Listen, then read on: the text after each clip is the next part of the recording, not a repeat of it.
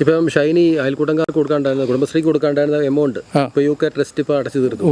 അപ്പോൾ അതിനെപ്പറ്റിയുള്ളൊരു കാഴ്ചപ്പാട്, അതിനെക്കുറിച്ചുള്ളൊരു കാഴ്ചപ്പാട് തീർച്ചയായിട്ടും തെറ്റായൊരു കീഴ്വഴക്കമാണ്. കാരണം എന്ന് പറഞ്ഞാൽ ഇനി എന്നാണെങ്കിലും ഷൈനിക്ക് തിരിച്ചടയ്ക്കാനും പറ്റിയില്ല, ഷൈനിക്ക് കൊണ്ട് അടപ്പിക്കാനും പറ്റിയില്ല, അടയ്ക്കൂല, അടപ്പിക്കാനും പറ്റില്ല. നോബിയുടെ വീട്ടുകാർക്ക് വേണ്ടി അപ്പനും അമ്മയ്ക്കും വേണ്ടി എടുത്ത പൈസ. അതെ അതെ അതെ അത് സെമിത്തേരി തന്നെ വളരെ മാർബിളൊക്കെ ഇട്ട് നന്നാക്കി എടുത്തിട്ട് അവർക്ക് ഈ പൈസ അടയ്ക്കാൻ ബുദ്ധിമുട്ടാണ്. അതെ അതെ അതെ അങ്ങനെയൊക്കെയുള്ളൊരു ഈ സംഘടനകൾ ഇതൊന്നും അറിയാൻ പാടില്ല. ഇവിടെ ഇനി ജീവിച്ചിരിക്കുന്നവർ എന്തോരം പേര് വിദ്യാഭ്യാസത്തിനും അല്ലെങ്കിൽ മരുന്നിനും മറ്റു രീതിയിൽ ആശുപത്രി ചെലവിനൊക്കെ ആയിട്ടില്ല അവർക്ക് കൊടുക്കേണ്ടിയിരുന്നു.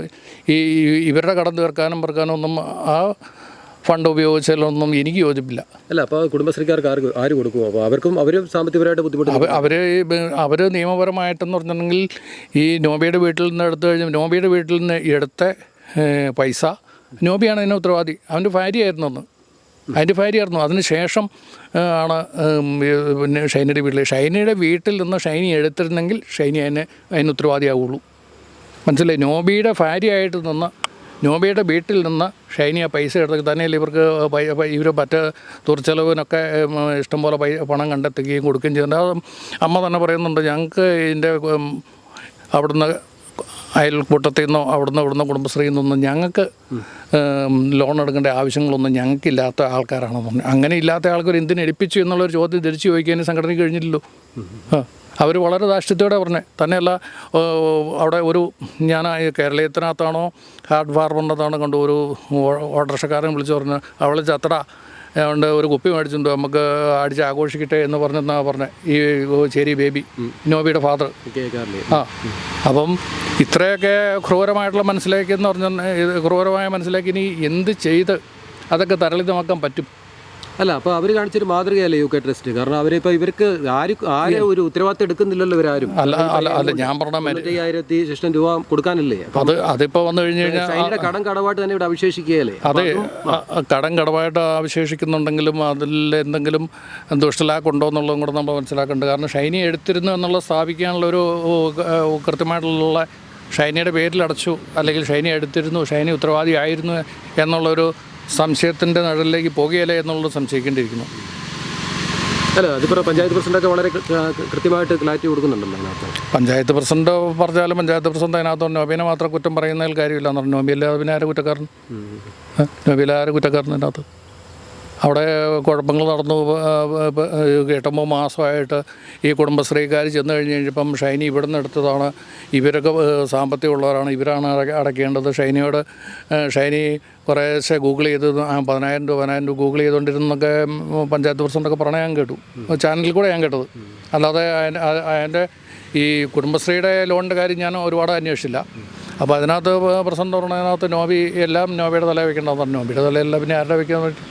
നോബിയുടെ കുടുംബത്തിൽ സ്വസ്ഥതയും സമാധാനവും പുലർന്നിരുന്നില്ല എന്നുള്ളതിൻ്റെ തെളിവാണല്ലോ ഈ പറക്ക പറ്റാത്ത 2 പിള്ളേരെ കൊണ്ട് ഒരു സ്ത്രീയെ കെട്ടിപ്പിടിച്ച് റെയിൽവേ ട്രാക്കിൽ പോയി എന്ന് മരിച്ചത്. അതിൻ്റെ ഒരു ഉത്തരവാദിത്വം ആര് പറയാൻ പറ്റും? അതിന് മറുപടി ആർക്ക് പറയാൻ പറ്റും?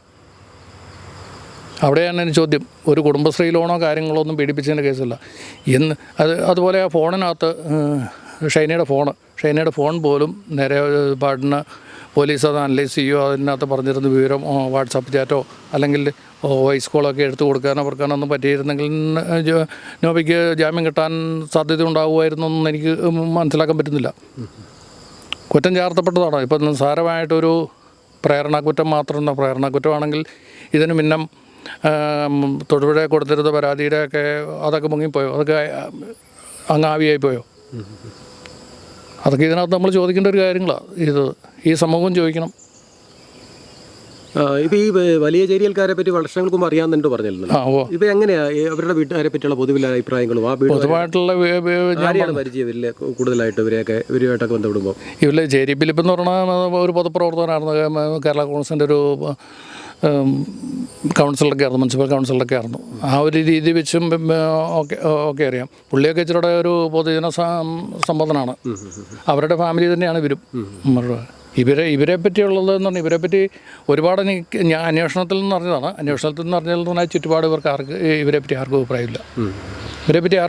കാരണം ഇവരെ ആൾക്കാരോട് അയൽവക്കാരോട് തന്നെ മോശമായ രീതിയിൽ പെരുമാറിയിരുന്നത് കൊണ്ടാണ് അങ്ങനെ ആൾക്കാർക്ക് പറയാം. പിന്നെ ആരും ഞാൻ പറഞ്ഞില്ല, മുന്നോട്ട് വരാൻ ആരും തയ്യാറാകുന്നില്ല. ഇതിപ്പോൾ ഒരു സംഘടനാ ബലം ഉള്ളതുകൊണ്ടാണ് ഞങ്ങൾക്കിത് പറയാനും അല്ലെങ്കിൽ പോയി അന്വേഷിക്കാനും ഒക്കെ ഞങ്ങൾക്ക് പറ്റിയത്.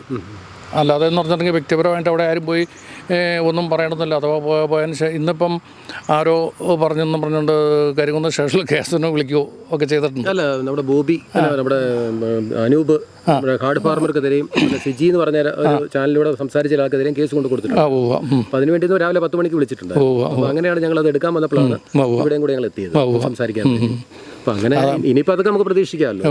ഈ മേഖല നമുക്ക് പ്രതീക്ഷിക്കാം. നമ്മളും അതുപോലെ തന്നെ ന്യൂസ് നമ്മൾ ചെയ്യുന്നുണ്ടായിരുന്നു. പക്ഷേ എനിക്ക് നീതി കിട്ടണം. എങ്ങനെ പോലെ ഇതാണ് ഈ ഷൈനിക്ക് നീതി കിട്ടിയെങ്കിൽ അതിന് മുന്നോട്ടുള്ള ഓരോ ഷൈനിക്ക് നീതി കിട്ടുള്ളൂ. അത് കിട്ടുള്ളൂ. അപ്പോൾ ഇത് നിലവിൽ ഇങ്ങനെയുള്ള പ്രവണതയെ മുളകളിലൂടെ നുള്ളാൻ നിയമപരമായിട്ട് സാമൂഹികപരമായിട്ടും എല്ലാ ജനങ്ങളും ഒന്നിച്ച് നിന്ന് കഴിഞ്ഞ് കഴിഞ്ഞാൽ ഒരു നല്ല പരിധിവരെ ഇത്തരം കൃത്യങ്ങൾ ആവർത്തിക്കാതെ പോകാനുള്ള സാഹചര്യങ്ങൾ നമ്മുടെ നാട്ടിലെ നിയമത്തിലുണ്ട്, പഴുതുകളുണ്ട്. അത് രക്ഷപ്പെടാതെ നോക്കേണ്ടത് നിയമപാലകരാണ്. അവരതിനകത്ത് ആവശ്യമായിട്ടുള്ള ഒരു നടപടി സ്വീകരിക്കുകയാണെങ്കിൽ എന്ന് പറഞ്ഞാൽ ശരിയായിട്ടും ഇപ്പം നോബി ശിക്ഷിക്കപ്പെടണം എന്നുള്ളതല്ല നമ്മുടെ ആവശ്യം. നോബി ശിക്ഷിക്കപ്പെടണം എന്നുള്ള ഒരേ ഒരു വാശിയല്ല, ഇവർക്ക് നീതി കിട്ടണം. ഷൈനിക്ക് നീതി കിട്ടണം. അവനെ ഇപ്പോൾ നോബിക്ക് ഇപ്പോൾ തൂക്കേറ് കൊടുക്കുകയോ അല്ലെങ്കിൽ പുരോഗതനായിക്കോട്ടെ കൈവലങ്ങ് വെച്ചുകൊണ്ട് പൊതുജന സംരക്ഷണം കൊച്ചാക്കുമോ എന്നൊന്നും നമ്മുടെ ഇവർക്ക് നീതി കിട്ടണം. ഇവരെന്തുകൊണ്ട് സംഭവിച്ചു എന്നുള്ളത്. ഇവർ സാമ്പത്തികമായിട്ട് ബാക്ക്ഗ്രൗണ്ട് ഉണ്ടായിരുന്നൊരു കുടുംബത്തിലെ ഒരു സ്ത്രീയെ, അതും ഇത്രയും 10-16 വർഷം ആയതിനു ശേഷം, ഇപ്പോൾ തുടക്കത്തിലെ കല്യാണത്തിൻ്റെ ആദ്യ കാലഘട്ടത്തിലൊക്കെ എന്ന് പറഞ്ഞാൽ പീഡനങ്ങളൊക്കെ ഒക്കെ സ്വാഭാവികമായിട്ടും കേൾക്കാറുണ്ട്.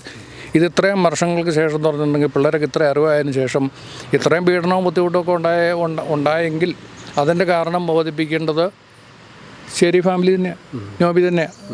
നോബിയുടെ ഫാദറും മദറും ഉണ്ട്, പുരോഹിതനുണ്ട്. ഇവരൊക്കെ അതിന് സമാധാനം പറയേണ്ടത്. ഒരു കാര്യം നടന്നതിന് സമാധാനം പറയണ്ടേ, സമയം പറയണം. അവർ സമാധാനം പറയണം. ആ സമാധാനം പറയണമെങ്കിൽ അവർക്കറിയാവുള്ളൂ എന്ത് സംഭവിച്ചു, എന്തായാലും നടന്നുകൊണ്ടിരുന്നത് എന്നുള്ളത്. അല്ല, സഭയും ഈ കാര്യത്തിൽ രംഗത്ത് വരേണ്ടതാണ്. പിന്നെ തീർച്ചയായിട്ടും അല്ല, തീർച്ചയായിട്ടും ഇതിനകത്ത് പറയേണ്ട. കാരണം ഇതിനകത്ത് പാമ്പളാനി പിതാവ് അല്ല തോമസ് തറയിൽ പിതാവ് പറഞ്ഞു, ഏതോ ഒരു സ്ത്രീയും 2 കുട്ടികളും പോയി റെയിൽവേ ട്രാക്കിൽ മരിച്ചെന്ന്. ഏതോ ഒരു സ്ത്രീ എന്നുള്ള മാമദീസ വഴിയായിട്ട് കത്തോലിക്ക കുടുംബത്തിലെ അംഗമാകുക എന്നാണ് ഞാൻ പഠിച്ചു വെച്ചിരിക്കുന്നത്. ഇത്രയും കാലം ഈ സൺഡേ സ്കൂളിൽ ഞാനും കുറേ കാലം സൺഡേ സ്കൂൾ അധ്യാപകനായിരുന്ന ആളുമാണ്. അങ്ങനെയാണ് പഠിപ്പിക്കുന്നത്. പിന്നെ ഏതോ ഒരു സ്ത്രീ എന്ന് പറയുന്നത് മാമദീസ വഴിയായിട്ട് കത്തോലിക്ക കുടുംബത്തിലൊരു അംഗം അവർ നഷ്ടപ്പെട്ടെന്ന് പറഞ്ഞിട്ടുണ്ടെങ്കിൽ 99 ആടിനെയും വെളിയിൽ വിട്ടിട്ട് നഷ്ടപ്പെട്ട് ഒരെണ്ണം തന്നെ തിരിഞ്ഞു പോകുന്നതാണ് ക്രിസ്തുനാഥൻ. അതാണ്. അതുപോലെ തന്നെ എന്ന് പറഞ്ഞിട്ടുണ്ടെങ്കിൽ അത്തിമരത്തേൽ ക്രിസ്തു അന്വേഷിച്ചത് ഇലകളല്ല, ഫലങ്ങൾ അന്വേഷിച്ചത്. ഇപ്പോൾ പുരോഗത വർഗത്തെക്കുറിച്ച് ഇപ്പോൾ ഇതിനകത്ത് പറയുമ്പോൾ എന്ന് പറഞ്ഞിട്ടുണ്ടെങ്കിൽ യേശുവിനെ പീലാത്തോസിൻ്റെ അനുമനപ്രത്തോഹൃദയത്തിലേക്ക് കൊണ്ടുപോയ സമയത്ത് ബറാബാസിനെ വിട്ടുതരിക, യേശുവിനെ ക്രൂശിക്കുക എന്ന് പറഞ്ഞ ഒരു വിഭാഗത്തിൻ്റെ ശാപം ഇവരുടെ തലയിൽ കിടപ്പില്ലേ എന്നുള്ളത് എനിക്ക് സംശയമുണ്ട്. ബറാബാസിനെ വിട്ടുതരിക എന്നാണ് പറയണത്. ബറാബാസിനെ വിട്ടുതരിക, ഈളെ കൊണ്ട് ക്രൂശിക്കുക എന്ന് പറയണത്. അവർ ഈ രീതിയിലേക്ക് സഭയും സഭയുടെ മേലതയുടെ ഞാൻ പറഞ്ഞ തെറ്റുകാരനാണെങ്കിലും അത് ഏത് സ്ഥാനീയനാണെങ്കിലും അവരെ ഒഴിവാക്കാനും തയ്യാറാകുന്നു. ശബ്ദിക്കാൻ തയ്യാറില്ലാത്തെന്ന് പറഞ്ഞിട്ടുണ്ടെങ്കിൽ ഞാൻ പറഞ്ഞില്ലേ, വീട് കുടുംബം കാര്യങ്ങൾ അങ്ങനെ ഇങ്ങനെയൊക്കെ വരുമ്പോൾ എന്ന് പറഞ്ഞിട്ടുണ്ടെങ്കിൽ ഈ പറയുന്ന വ്യക്തികളെ ഒറ്റപ്പെടുത്തുക എന്നുള്ളൊരു ഏത് വിഭാഗത്തിലുണ്ട്. ഇപ്പോൾ സമൂഹത്തിലാണെങ്കിലും സത്യം വിളിച്ച് പറഞ്ഞു കഴിഞ്ഞ് കഴിഞ്ഞാൽ, അല്ലെങ്കിൽ അപ്രിയ സത്യങ്ങൾ പറയുക, ചൂണ്ടിക്കാണിക്കുക എന്ന് പറഞ്ഞാൽ, പറഞ്ഞില്ലേ പോലും ചൂണ്ടിക്കാണിച്ചു കഴിഞ്ഞ് കഴിഞ്ഞാൽ പോലും അവൻ മറക്കപ്പെട്ടവനായി. അപ്പം നമ്മളെ ബോബി അച്ഛനെ സംബന്ധിച്ചെടുത്താൽ അദ്ദേഹം ഒരു അഡ്വക്കറ്റാണ്. അപ്പോൾ അദ്ദേഹത്തിൻ്റെ കയ്യിൽ ലീഗൽ നിലവിൽ ഞാൻ പറഞ്ഞിട്ടില്ലേ, ഈ പുരോഗതി ശുശ്രൂഷ അനുസരിച്ചെന്ന് പറഞ്ഞിട്ടുണ്ടെങ്കിൽ അഡ്വക്കറ്റ് ആകുക, അധ്യാപകനാകുക, ഡോക്ടറാകുക എന്നുള്ളതല്ല. ഇവർ സുവിശേഷത്തിൻ്റെ വേലക്കാരാകേണ്ടവരാണ് എല്ലാ പുരോഗതിയുടെ കന്യാസ്ത്രീകളും. പിന്നെ ആതുരാലയങ്ങളും കാര്യങ്ങളും അതൊക്കെ ഉണ്ടാക്കി ജനങ്ങൾക്ക് ശുശ്രൂഷ ചെയ്യുകയാണെങ്കിൽ, ശുശ്രൂഷ ചെയ്തതിൻ്റെ പുറത്ത് ആരെങ്കിലും എന്തെങ്കിലും കുഴപ്പങ്ങൾ ഉണ്ടാക്കി പറയുവാണെങ്കിൽ അത് വേറെ കാര്യമാണ്. അവരുടെ വിളി എന്ന് വെച്ച് കഴിഞ്ഞാൽ സുവിശേഷമാണ്, സദ്വാർത്ത. അത് ഈ ലോകത്തെ അറിയിക്കുക എന്നുള്ള ക്രിസ്തു പഠിപ്പിച്ചതാണ്. ഇവരോട് വക്കീലാകുക എന്നും അല്ലെങ്കിൽ എഞ്ചിനീയറാകുക മറ്റു കാര്യങ്ങൾക്ക് ആകുക എന്നുള്ളതിനെക്കുറിച്ചൊന്നുമല്ല ഇത് സഭയുടെ കാഴ്ചപ്പാട്. ആദ്യ കാലഘട്ടത്തിൽ അങ്ങനെയൊന്നും ആയിരുന്നില്ല. നല്ല സുതാര്യമായിട്ടുള്ള നല്ല രീതിയിൽ പോയിക്കൊണ്ടിരുന്ന ഒരുപാട് പുരോഗതിരുണ്ട്. അതാണ് ഇപ്പോഴും സഭ നിലനിൽക്കുന്നതിൻ്റെ കാരണം. ഇതുപോലെ പുഴുക്കുത്തുകളുണ്ട്. ആ പുഴുക്കുത്തുകളെ ഒഴിവാക്കാൻ സഭ എന്ന് തയ്യാറാകുന്നു. അപ്പോൾ സഭയ്ക്ക് കാലിടറിയിട്ടുണ്ട് ചില ഭാഗങ്ങളിലൊക്കെ. അതൊക്കെ തിരുത്തി കഴിഞ്ഞ് കഴിഞ്ഞാൽ ശിവന് പോകും.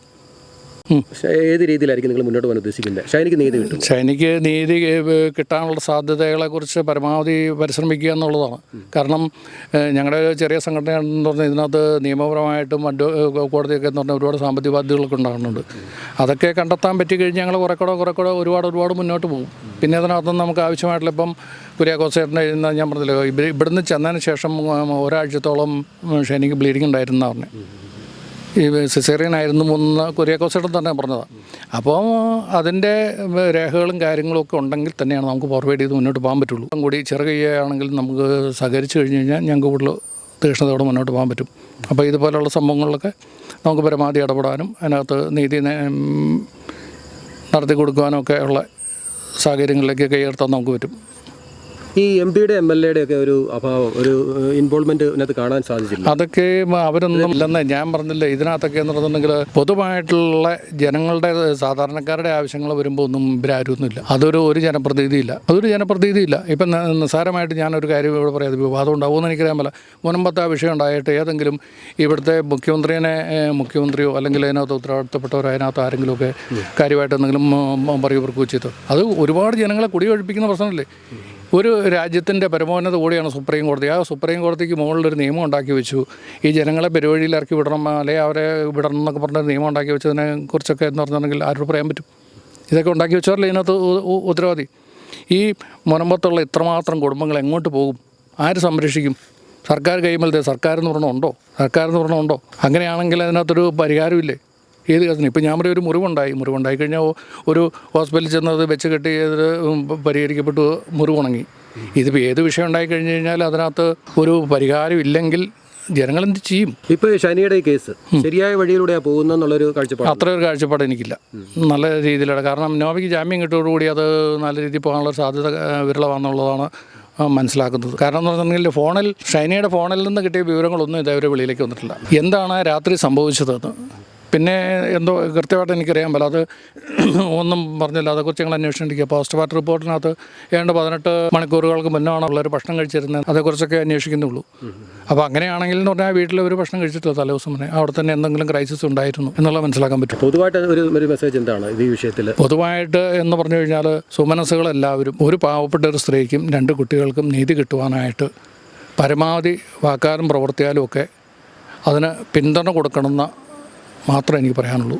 അത് നിയമപരമായിട്ടുള്ള അത് ഇപ്പം നമ്മളെല്ലാവരും സർവശക്തനായ ദൈവത്തെ വിശ്വസിക്കുന്ന ഒരാളാണ്.